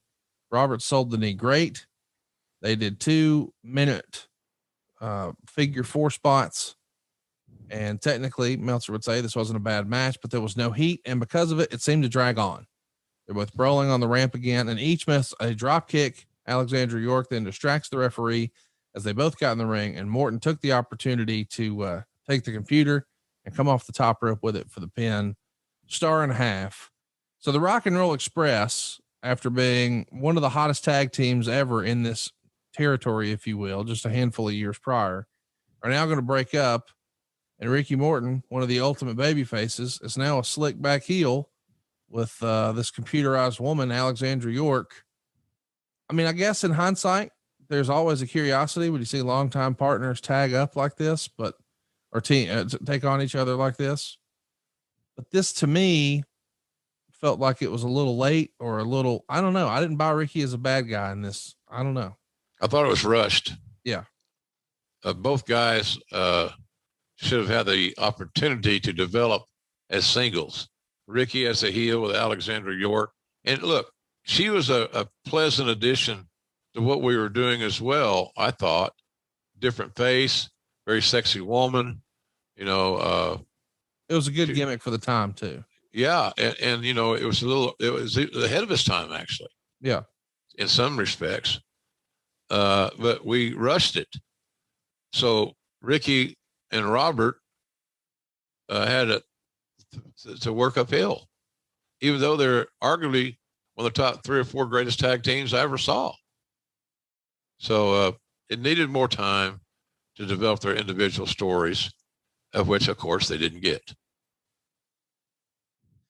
Yeah, it's weird because I really enjoy the Alexandra York presentation. I just don't think I wanted the Rock and Roll Express to break up like this. And I just assumed Ricky would have been the baby face, but that's not the way it crumbled. And it just was like, that's sort of the story of WCW 91. Let's keep going. Dustin Rhodes is going to team up with the Young Pistols, who you and I have both admittedly love, Steve Armstrong and Tracy Smothers. Yep. They're going to take on the Freebirds and Brad Street, which is, of course, Brad Armstrong. So we got Armstrongs, we got Freebirds, we got Rhodes, we got Tracy. This is going to be a good match, but even that disappoints a little bit. It's an elimination tag match, and Meltzer says these guys should have had a great match, but it just didn't work. It was really bad early, and it's hard to understand why, given the talent involved. He ultimately gave it a 1.25 stars, but Dustin and the Young Pistols are going to get the win. What'd you think here? It was unspectacular. I was thought it'd be better because the talents working in this match are all guys that if you had a wrestling territory, you'd embrace having in your territory. But it was just cold and disjointed, and there was no emotional attachment to it. You can't tell me that Dustin and the Young Pistols couldn't have a great match with anybody. Yeah, and then the anybody was Hayes and Brad. Who else was on it? Jimmy Garvin. Yeah. You kidding me? That's what I say earlier, Conrad. Sometimes it's not a matter of effort. Or JR goes on his podcast with Conrad, and he's just knocking all the boys. I'm not knocking any of the boys. I'm knocking the fact that the office, the creative branch of this runaway train, booked him into a corner where how would they have a great match with no story leading into it, no story behind it? Right. It's impossible. Have some better sex with Blue Chew, why don't you? Blue Chew's the original brand offering chewable tablets for better sex. And starting now, Blue Chew's offering a combo so strong it'll knock your socks off and your neighbor's socks off. In fact, you're going to have to move towns with the amount of noise you'll be making. Blue Chew Max has arrived, and it combines the active ingredients of Viagra and Cialis into one chewable. This new combo acts fast and lasts. Guys, be ready when she needs it and get your first month of Blue Chew free. You see, great sex is just a few clicks away. So sign up at bluechew.com, consult with one of their licensed medical providers, and once you're approved, you'll receive your prescription within days. Blue Chew's tablets are made in the USA, prepared and shipped directly to your door. And the best part is it's all done online. That means no visits to the doctor's office, no awkward conversation, and no waiting in line at the pharmacy. Make your life easier by getting harder and discover your options at bluechew.com. And we've got a special deal for our listeners. Try your first month of Blue Chew free when you use our promo code JR. Just pay $5 shipping. Visit bluechew.com for more details and important safety information. And we thank Blue Chew for sponsoring today's podcast. Well, it's weird because I think sometimes here in the South, the phrase I've heard or we use is, man, that's snake bit. This show feels snake bit, when even very talented performers who we all know can go for whatever Yeah. reason. It's like when they get in the ring, it just doesn't click and nobody really knows why. One of those nights, buddy. It's one of those nights. I was having a bad night then. I was sick. And went straight to the hospital when the show was over. What was wrong? I had I passed a fragmented kidney stone. Okay. Yeah. Well, that's what's, quite frankly, I think that's kind of what has led to my misspeaking of time every now and then, because I got to have some excuse. I can't just say I've made a human error. So I think that passing that kidney stone on the air was led to my early onset dementia. I got an idea. Next time you're worried that you're going to say the wrong company or say the wrong thing, make sure you don't by slapping your leg. Yeah, baby. That's what I'll do. Just remind yourself. I'll work up. If it don't work, I'll just slap my face. Oh gosh. Can you imagine you on TV just next week on WWE Dynamite and then just immediately open? Come on. That'd be hilarious. All right. Next up, Yellow Dog. Yes. Yellow Dog. Brian Pillman under Hood is going to beat Johnny B. Bad by DQ in 6 minutes. And Meltzer would say it was a very long 6 minutes too. Bad does a great ring entrance, but he's nowhere ready in the ring for what they're pushing him for. He did a great sunset flip off the top rope and clearly has potential, but he's years from being ready in the ring. Dog hit a flying body press and had Bad pinned when Teddy Long interfered for the DQ. And after the match, Bad sucker punched Dog to the floor. 3/4 of a star. Help me understand what's the thinking, and let's put Brian Pillman under a Hood with the Yellow Dog. I mean, Flying Brian with the Bengal shit and all, he's over, or it was to me as a kid. Why did we deviate and try the Yellow Dog? I don't remember what the story was going into that deal. He was on suspension or something storyline oriented. I know the Yellow Dog was a West Texas thing, so I think that was Dusty's deal. And I think somewhere along the way, either him doing it or in a match with somebody doing it, Terry Funk had a run in with the Yellow Dog. So, sorry, did we wish Terry Funk happy birthday last week? We did. We did a whole show on him. It was tremendous. Oh, okay. That's last week? God almighty. Really? I'm serious, man. Boom. Another week goes by. Time flies. Fun. He was 77 or is 77. That's right. And the guy emailed my JR's BBQ.com website. And my partner, operations guy, Stephen Link, sent me an email. This guy he said, I'm a good friend of Terry Funk's.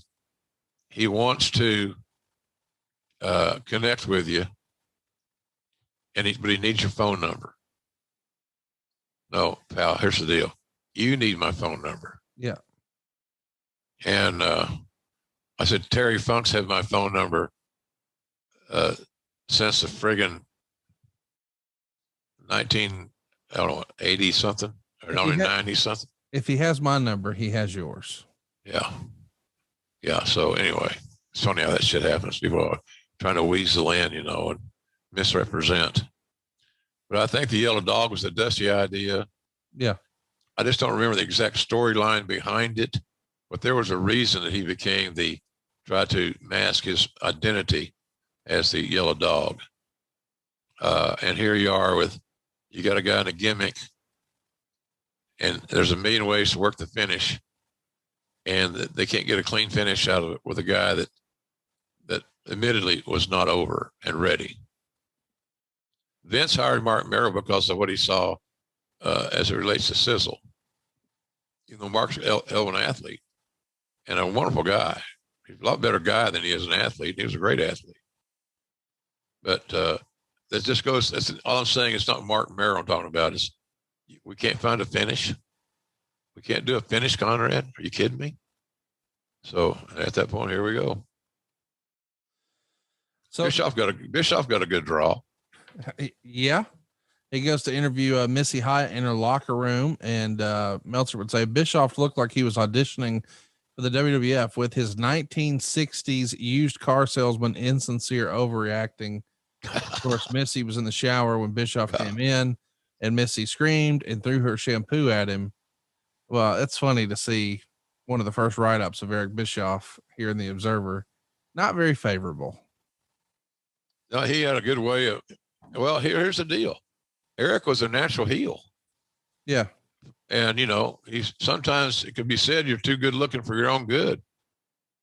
I've never had that said about me. I know you probably have on many occasions, but nonetheless, Eric's a little like Paul Heyman. And I say this in highest regard. They're both very good at what they do, and they're easy to dislike.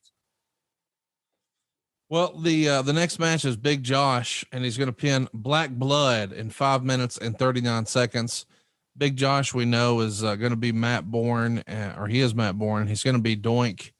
But Black Blood, a lot of our listeners may not know who that was. Catch everybody up. I don't have any idea.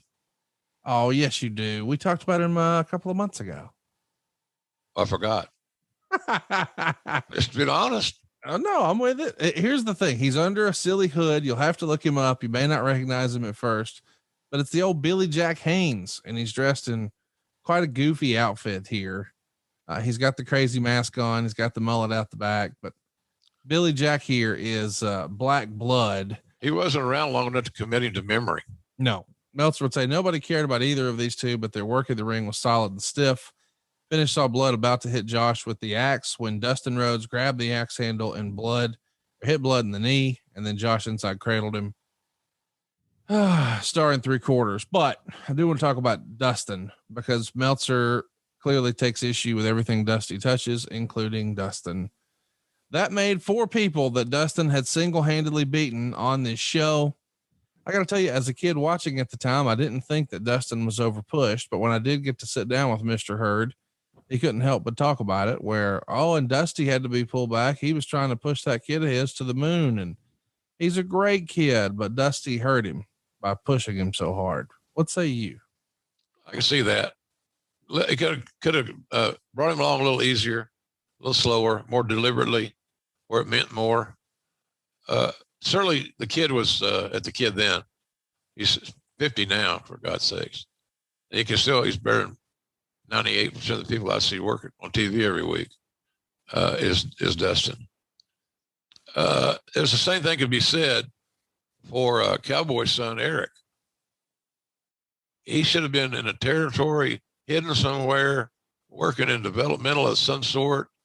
And instead he's on one of the longest running television shows in the genre's history on the Saturday Night TBS Wrestling. Too much too soon. But that's what you are. Promoters do that. Look at all the promoters that push their sons. And some of them worked out well and some of them didn't. Jeff and Jerry, it worked out okay because Jeff's a good hand. And he got on TV when he was more ready than a lot of these cats. But there's a bunch of them, like the Von Erichs kind of worked out okay, aside from the personal tragedies. But this was not good. And I don't think Dustin was ever totally happy anyway there in that era. I think he had his best days as Goldust. He owned that character. He made it his. He couldn't everything else was in his dad's image. Yeah. And he was a defiant young male that thought he knew what he was supposed to do. So I saw more creative happiness in Dustin when he was a Goldust and refining and getting that Goldust character together than at any other time. By the way, he's also training kids. Yes, he is. Right outside of Austin. He's got a school down there, and it's from what I'm told, it's done really well. It is. And so that's all good stuff. RhodeSWrestlingAcademy.com is where you can find out more about it. Yeah. He's got a lot of great young talent coming up there. I know he's really motivated, active, engaged. If he's excited about it, it's going to work. So this is going to work. So check it out. RhodesWrestlingAcademy.com. Great friend of the show. I'm sure that we will see some of those young men and women in Austin. Yes, I'm sure. Hope they got a ticket. If they don't have a ticket, they should call Conrad. Yeah, sure. Why not? He can do it. Let's talk about your man here. Yeah. Listen, some of these ideas on paper make a lot of sense. People want to see scaffolds. People want to see cage matches. People want to see giants. So let's put Elegante in there with the one-man gang. Yes. 6 minutes and 9 seconds. Spencer would write. Elegante came down to the ring with 4 midget wrestlers who ran around biting Gang in the butt and harassing Kevin Sullivan. This was really bad. Although Gang did take a slam off the top rope, which is pretty impressive considering his size.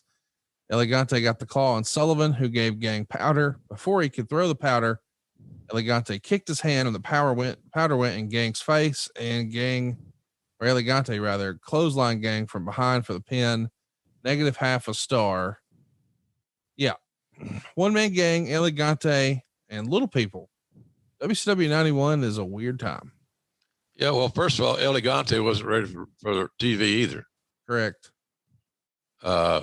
It's that insatiable urge to be different for the sake of being different. It's the influence from other Turner entities. I've mentioned Turner Home Entertainment. Everybody that read the Observer, and I often wonder how many people in those departments didn't read the Observer or the Torch. And by reading those, they became educated. Yeah. They got their degrees. So, yeah, he should not have been on television.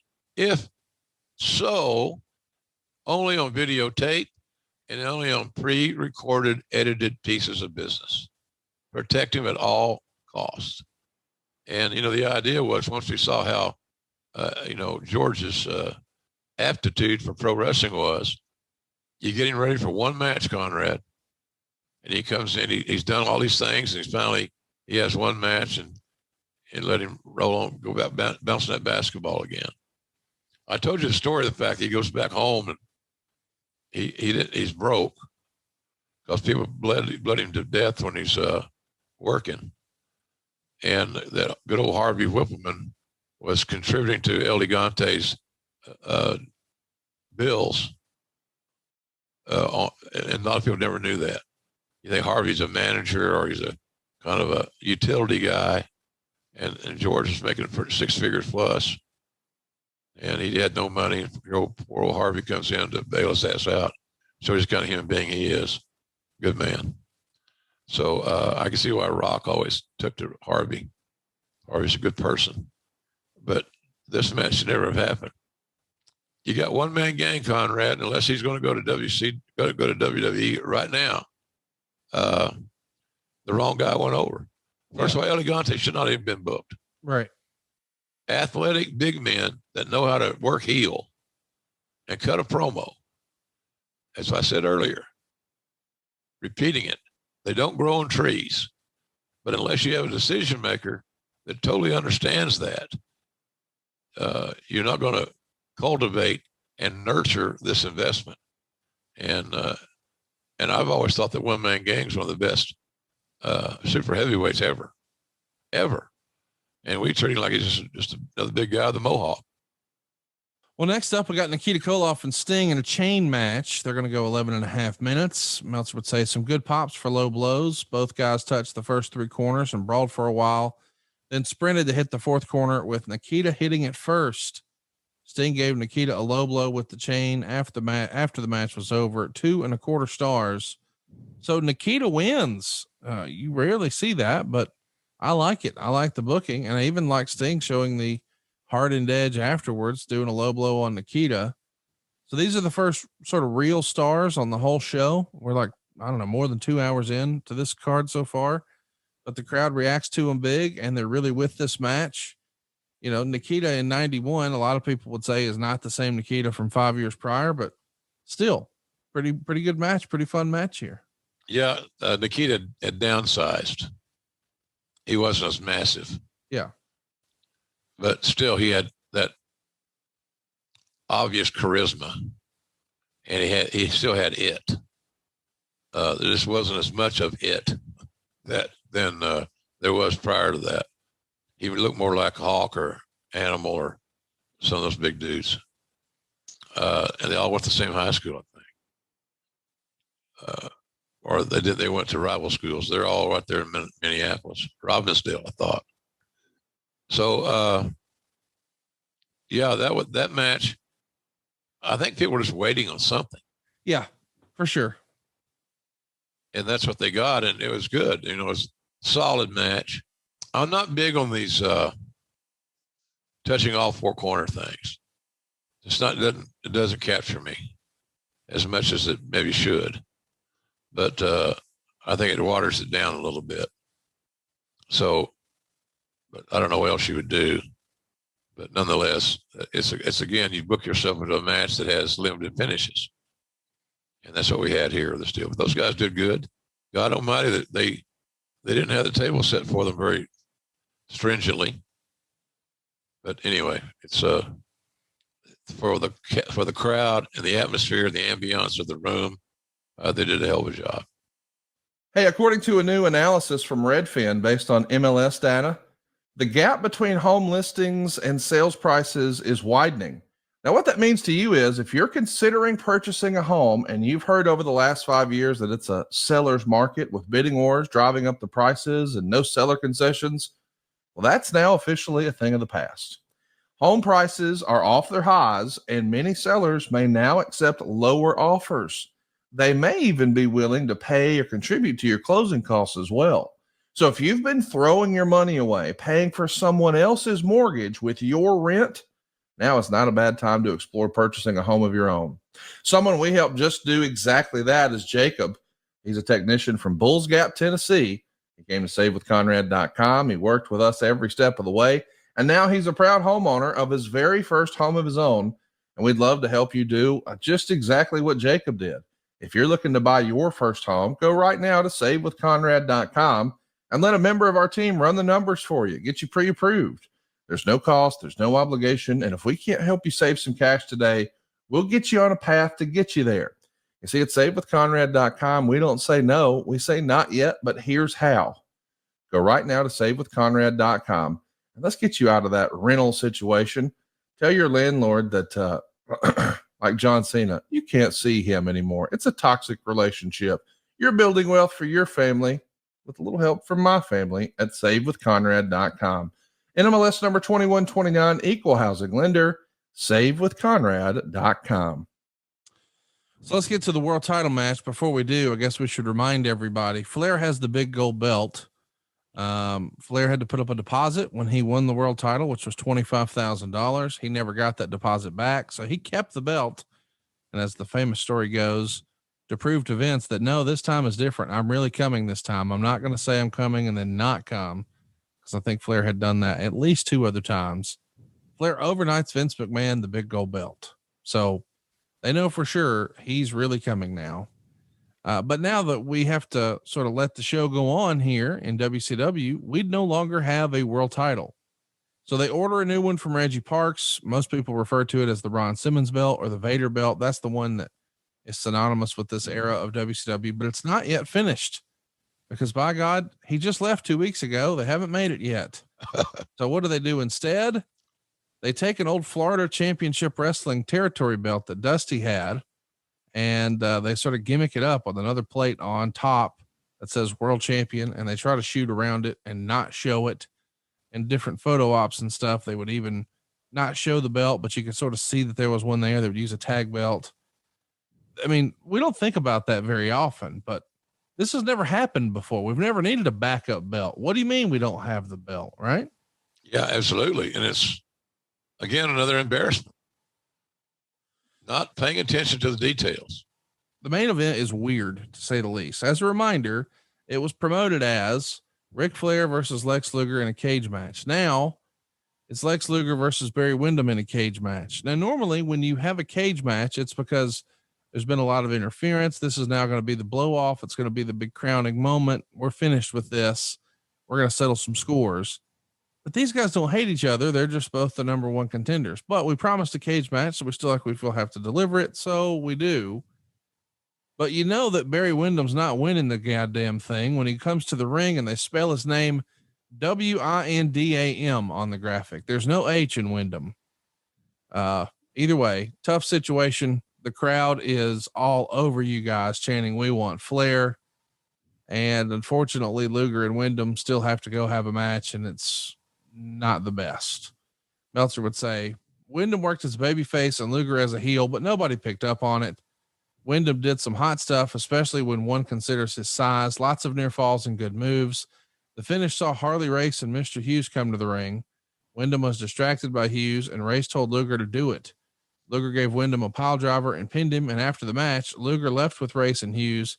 Although nobody knew it, Luger did turn heel. I think Windham turned face, but even I'm not sure about that. 3 stars. They tried their best to make the best of a bad situation. We're putting Mr. Hughes and Harley Race. We're trying to smarten up everybody that, hey, those are bad guys and you know it. So don't cheer for Lex. But I don't know, man. In hindsight, if Rick really was leaving, was there another opportunity, or is it going to be damned no matter what if Rick's not there? Oh, I think you're going to be damned no matter what if Rick's not there. Yeah. Especially the way it was handled. Yeah, it was so awkward, so unnecessary. Comes back strictly, and I know it may sound old school, but guess what? That's me. Common sense doesn't have an age. Yeah. Common sense doesn't have a demo. And the little details were overlooked. Everybody worked covering their ass. It was just horrible. And like I said, I was suffering that whole show. So my memory of this show is foggy, to say the least. I was reluctant to take any pain medicine, but boy, I loaded up on it when I got to the hospital. They saw I was in bad shape. And I missed my only TV I ever missed over illness or something was the next day. I couldn't work. Right. And a lot of guys listening have had kidney stones know what I'm getting at. It's miserable. So, I didn't give a shit about the this is the first time I can recall doing a pay-per-view that I truly wanted the son of a bitch to get over with. I was in so much pain. I was hurting. The show sucked. We could hear it. Nobody would tell us that this is not what they wanted to see. We get it. Right. But you just got to do your best. And it's hard you got to just go find that passion somewhere and recreate it to the best of your ability. So it doesn't sound like you're shilling too bad and do your work. That's kind of the only option we had. This is not nearly the big crowning moment that a lot of people wanted it to be for Lex Luger or Barry Windham. This has got to be, I think you used to say on the air, oh, this is like kissing your sister. That's got to be what this is, right? I mean, you always dream of, hopefully, being world champion one day. Then you finally get the opportunity. It's just a fucking mess. Yeah, that's right. That's a good way of putting it. It was just sad that the company had degenerated to that. And if you had astute people above Mr. Hurd that actually gave a shit about pro wrestling, then these issues would have been, as I suggested earlier, you saw the biggest problem you got now. And if you got to reduce cost, find it somewhere else, not in Ric Flair. It's my take on that deal. Pay him what he needs, keep him happy, and let him do his magic about helping get somebody else over. Look, Rick was doing a great job of getting Sting over until Sting got hurt. But a lot of things happened out of many of our control, but it still was very disheartening to see the company, the infrastructure be so tentative and to have bullshit finishes and cold booking and all for no reason. There's no reason whatsoever. But for those that watched it, God bless you. Because it was hard for Tony not to watch, I can promise you. We're not done, by the way. We've still got the main event. I'm kidding. That was the main event, but it's not last. It's Missy Hyatt teaming with Rick Steiner to take on Arn Anderson and Paul Lee in a cage match. Now, this is not the original plan. Here's what was written up. What happened here is that the Maryland State Athletic Commission has a rule prohibiting man versus woman confrontations. Somebody made a huge mistake if that's the case. If the commission wasn't going to allow it, it had no business being advertised as such. If the company knew, well, we already knew this is a dishonest company. If the company didn't know, then the commission is at fault, considering the match had been advertised on TV for weeks. Murdoch and Dick Slater kidnapped Missy, who now has black hair, before the match and carried her away. Poor Missy still had to take a bump because a fan went after Murdoch and he dropped Missy on her head so she could take a pop at the fan. Oh, Lord. In the ring, Rick laid Arn Anderson out with a clothesline, then pinned Paul Lee after a clothesline in 2 minutes and 8 seconds. It's a dud. And that is the last memory that you have from watching this pay-per-view. We were promised Missy in a cage. We don't get it. Instead, we get a clothesline, and that's it for Arn Anderson. Perhaps the worst ending to a pay-per-view ever. Is this near the top of the list, or is this number one, the worst pay-per-view you've ever been a part of? I'd have to say this is the worst pay-per-view I've been a part of. It was just, a lot of us, and I'm certainly not the only one. A lot of us, Conrad, are working our ass off. Yes. Working in everywhere you turn, there's another controversy. Everywhere you turn, I had to talk to Flair today or whatever, blah, blah, blah. And it's like a dog chasing its tail. Nothing was ever settled. So I feel badly about folks that had to watch it and actually pay their money for it. I think we have to have that attitude about our audience. We can't shortchange them or bullshit them, especially with so much social media information flow. It's even more important to do everything as right as you possibly can every time out. And again, I'm sure here's the most ludicrous part of this. There are probably people in WCW thought that was a good show because they got their way. They got to do some of their own booking. Hey, let's have a scaffold match. Let's have this. Then did Dusty book this show? You got to think so. Well, then what he's trying to do is get back in everybody's good graces as well. Same thing you would do or me, I would do. If the head company, the home office is saying we want this, then your first booking back as the head honcho, you kind of want to try to do what they want to do, whether it's right or wrong. It seems like, but that would have been my philosophy. But I think along the way, you got to disagree, not be afraid to disagree. Don't confront them, just converse with them and let them see that we can't do this. And here's why. But here's the better idea, perhaps. Listen to this one. You make them a part of it. Let them contribute a little here and there. But it was tough. I don't remember a show that I did that I liked worse.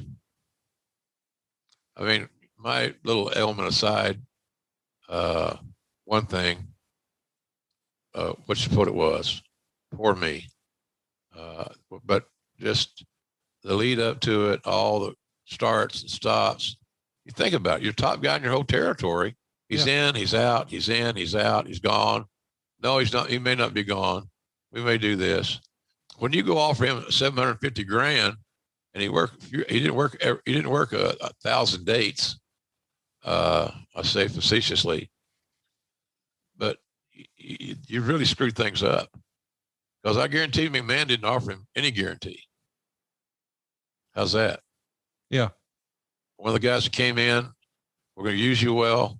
You can get paid well. They're calling right now to see if you can get them another payday. Yeah. Hey, let's jump in. Let's do a few questions and we'll wrap this one up. We're getting ready for next week. By the way, next week we're doing a watch along from where Vince brings back.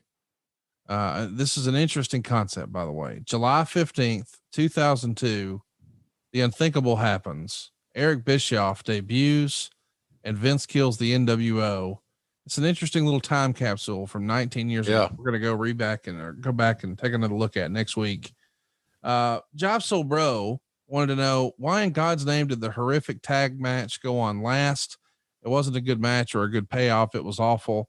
The thinking there is you've promoted a cage, so you've just got to have a minute to put the cage up. And if you spend all that hype showing the cage match or setting it up, and then it starts with that, you really kill your main event, right? You just put it on lame duck last. Yeah. And well, they thought, Missy being in it would be a different deal, different twist. The idea there is to send them home happy. Yes. And you got that by beating both Heyman and Arn. So that was the theory. So I don't have there's no logical explanation for it, but it just followed suit with this whole ill-advised pay-per-view. And so it doesn't make sense, but it's what the decision makers felt like needed to be done. I was not a fan of this decision, but if it worked out great, then cool, but it didn't. And it wasn't going to. They had very little confidence in Lex and Barry, apparently, with Harley and Mr. Hughes involved. It just was a fait accompli to go with Missy and Rick Steiner and all that stuff. And we knew the rules. They had very stringent rules in Maryland. The blood, the intergender stuff. I don't know how it is nowadays with that, but nonetheless, in that era, it was a no-no. Public Enemy #1 says, if Flair didn't leave and it was Flair Luger, would Luger have still gone heel with Harley as his manager while beating Flair for the title? Well, that's hard to say, but it could have happened. It would have made it more effective if Rick and Lex had a quasi-rough babyface match, and then Harley and Mr. Hughes and Luger formed this unholy alliance to screw Nate out of the title. Then Lex would have really been a good heel. He would have been a legit heel. But screwing Flair out of the title would have been the key there. But, I don't know I don't know if I could have an answer to that public enemy. Dan Potts wants to know, once Flair left, would a one-night tournament have worked better to crown a new champion? It might have. At least there would have been a story behind it. There would have been a bill behind it. And when we got to the match to determine the new champion, there would have been a story established leading into it, which you would hope would create a little bit of momentum. So there's a good chance that could have been the answer to that would have been yes. Last one, then we'll wrap this one up. Gene Jackson wants to know, had Harley Race shown up at either Bash 88, Starrcade 88, Wrestle War 90, or Capital Combat 90 and yelled at Luger, now's the time, and he won the world title sooner, would it have changed people's perspective on on Lex moving forward? Absolutely. Of course it would have. Flair passing the torch to Luger should have made Luger a made man. Yeah. Don't you think? I do. But that's what we talked about when we did those Lex Luger shows. Which, by the way, got great response from our audience, which we appreciate. But he got booked, started, stopped, and backed off, and restarted and reset so many times that it wasn't going to work. It was we stumbled, fell, fall, just muffed, whatever. It was horrible. And but again, it goes back to communication and management and bringing the talents in and setting them in a room and discussing this program and everything instead of doing everything on the phone or through a lawyer. Jesus, got to give me a break. You bring the two guys going to work into the office and you sit down, you have a meeting, you carve out an agenda. Okay, here's what we'd like to do. But we want to exchange ideas. You tell us what you like, what you don't like, and why. Let us see if we can't fix everything. It's all creative. This stuff we write is fiction. So we can create fiction in any form that we choose. But we need your help to do it correctly. That was never done. Well, here's something that's not fiction. JRsBBQ.com is your hookup. We got you covered for almost everything you're looking for. We got the mustard. We got the ketchup. We got 2 types of sauce and a lot of other collectibles too. Right, Jim? Yeah, absolutely. And did a lot of book business there. I signed, I personalized Under the Black Hat. And that's been a real popular seller. And I'm sure again for the holidays it will be once again, but for any birthday, any special occasion, thank yous, things like that. It's pretty cool because we have a place there where you order at jrsbbq.com where you can tell me what you would like for me to write in a book. So that's kind of a cool deal. I was told this week that but before July ends, we'll have all the seasoning back in stock. Hell yeah. Yeah. I cooked some burgers just for lunch today, and with part of that seasoning. It's really good. So, but of course I'm biased. Of course I'm going to say it's good. So it's all good, man. It's jrsbbq.com. We got all kinds of specials, flash sales, this, that, and the other. Some neat stuff. We're selling a lot of those little customized, really cool. Have you seen those Moscow Mule mugs, the JR mugs? Hell yeah, I have. That's pretty neat work, man. That's clean and it's good. It's a classy piece of business. So we appreciate everybody's help, support. We're not a big operation, so it's got to be a team effort between us, like my friends like you and others that can help me and are willing to help me, which I love. And the audience that's listening today, give us a shot. Order something. If you don't like it, I'll promise you, you won't regret it. We'll take care of you. I always have, always will. It's a fucking bottle of sauce. Really. If you get it and you don't like it, email us back. We'll figure out something. I promise you. Check it out, jrsbbq.com. And don't forget to program your DVR. You're going to catch Jim Ross every week calling AEW Dynamite and back on the road and making towns near you. Be sure to check out tickets at aewtix.com. I'm sure that Raphael Morphy and Mr. Khan and of course, Mr. Ross, Mr. Shivani, they'd love to see you there. Yeah. Wrestling is back, man. And it's on the road and it's in front of live crowds. And we're going to be back next week talking and watching WWE's Monday Night Raw from July 15th, 2002. Eric Bischoff is a part of the World Wrestling Federation. Hell has frozen over. We'll pick it up the following week. We're going to talk about the Invasion pay-per-view and what could have been in July 2001.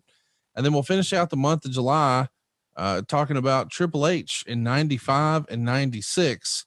And we even had a fun idea, since this is the 25-year anniversary of Hulk Hogan turning heel. As a little bonus for adfreeshows.com, we're going to have JR watch that match where Hogan turned heel. And that could be kind of fun to have him watch an old Tony Schiavone call. Sure. And see him turn bad guy. It's all happening right now over at adfreeshows.com. You get all these shows early and ad free. And we got some big things planned coming up later this summer for adfreeshows.com. I can't recommend it enough. How about you, Jim? I love it, man. Like I told you before, if this has been around when I was a kid, my dad has been whipping my ass every day because I promise you I would not get all my chores done. It's just amazing. So I love the Ad Free Network, and you got such a great team. It's, you get a lot of credit, and rightfully so. You thought of all this shit, but boy, you got a good team around you that contribute mightily. And I have great respect for everybody I've worked with in the Ad Free Shows group. And I also want to say this to fans, those of you that expressed yourself after my faux pas on the show the other night, it really means a lot to me that many of you still have confidence that I can get my job done. You have to understand, when you get to be my age, it's not a secret that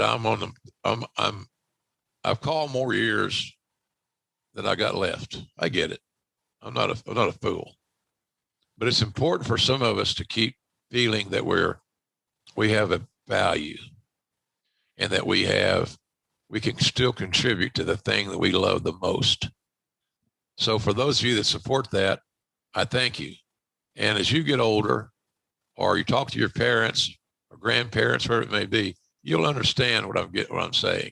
Yeah. Is that you really will, Conrad. So I thank everybody for it. And you were right there on the spot. I know I'm going to get a good text from Conrad, and he right Johnny on the spot. So that's when you can tell you got a true friend. And I found out I got lots of true friends over this little setback. And we're going to be watching every single week. You are the voice of wrestling, and we can't wait to hear from you this Thursday and every Thursday right here on Grillin' JR with the voice of wrestling, Mr. Jim Ross. Heavy on that Mr. Baby. And thanks for watching, everybody. Supporting what we do. We love you. Appreciate you. See you next week. Hey, it's Conrad Thompson here to tell you a little more about what adfreeshows.com is all about. Get early, ad-free access to more than a dozen of your favorite wrestling podcasts every single week, starting at just $9. That's less than 20 cents an episode each month. And yes, you can listen to them all directly through Apple Podcasts or your regular podcast apps. How easy is that? Ad-free shows also has thousands of hours worth of bonus content and docuseries like Title Chase, Eric Fires Back, Conversations with Conrad, and The Insiders. Plus new series like The Book with David Crockett, Monday Mailbags with Mike Chioda and Nick Patrick, and a whole lot more. And you want to talk about early? You can't get any earlier than listening to the shows live. You can be a part of the live studio audience as we record the podcast. Plus, ride shotgun alongside your favorite childhood heroes for live watch-alongs, Q&As, and other interactive experiences every single month. Come on now, see for yourself what thousands of other wrestling fans from around the world have discovered, that adfreeshows.com is the best value in wrestling. Check it out today, and hey, when you do, the first week is completely free. adfreeshows.com.